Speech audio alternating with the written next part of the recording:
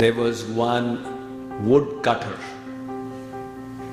He used to cut wood daily, slogging it out in the hot sun, sweating. The same company employed another woodcutter as well. The second woodcutter used to cut more than the first. As a result of that, after 1 year, the company increased his salary. The first woodcutter complained, "I have been working so long in this organization, and you have increased his salary more than mine." They said, "Look, we are production oriented. He is cutting double the trees that you are cutting. You also increase your performance, we'll increase your salary more than his." So he tried harder and harder, but he was not able to increase his production. So he went to them and said, "How does he cut so many trees?" They said, "Why don't you ask him?" He went and asked the second lumberjack, "How do you do it?" That lumberjack said, "Every time I cut a tree, I take a 5-minute break in which I sharpen my saw." "Do you sharpen your saw?" The first one said, "No, I just keep hitting and hitting and hitting." Said, "That is the mistake. You need to sharpen your saw."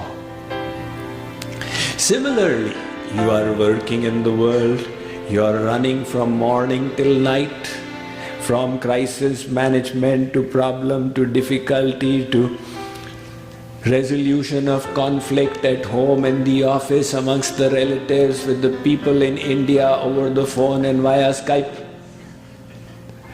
But all these conflict resolutions, etc., that you keep doing requires your own elevation of consciousness. The more sublime consciousness you bring to bear on your task, your work, your issues, the more efficient you will be. So do you take time to sharpen your saw? Do you take time to improve your mind through sadhana? "No, Swamiji, we are so busy, we don't have time." That is the problem. It is like that lumberjack. Our scriptures tell us that, look, you do need to do sadhana on a daily basis.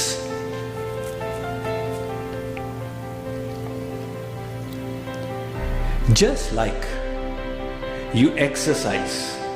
Now, in modern day occupations and professions, people are doing sedentary work through the day. You have to sit in your office all day long. So people realize, if I continue this lifestyle, I will fall sick. I need to take out half an hour to 1 hour on a daily basis for exercise to maintain my health. The biggest cause for ill health is lack of exercise.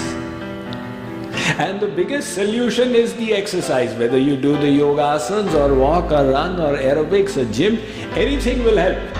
But to maintain your physical health, you do need exercise. Now, you don't exercise 24 hours a day. You exercise for a little portion that helps you through the day. What about the exercise for the mind? The mind is subject to wear and tear because you are handling the world.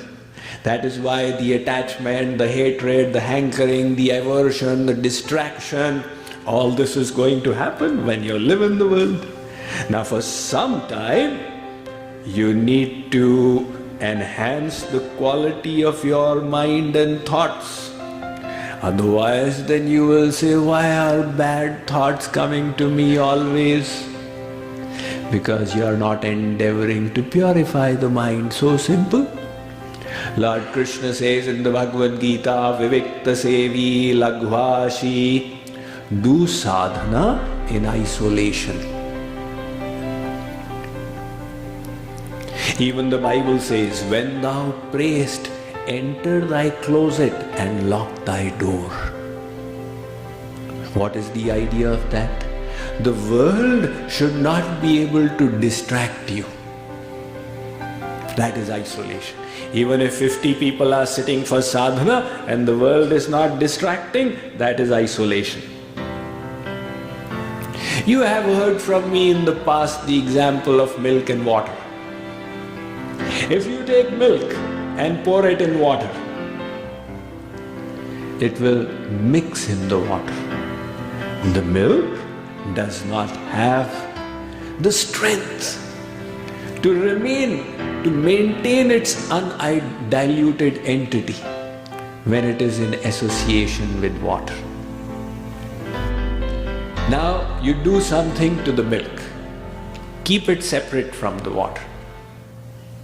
And in isolation, you transform it into yogurt.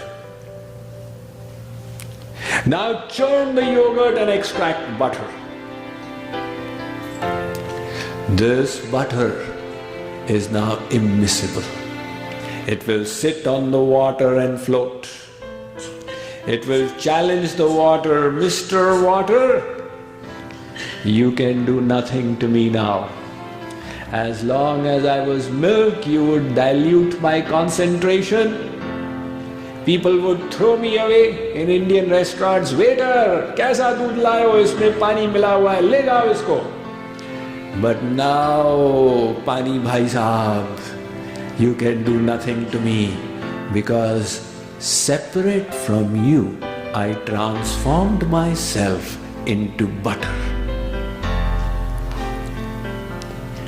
How did that milk become butter? By staying separate from the water.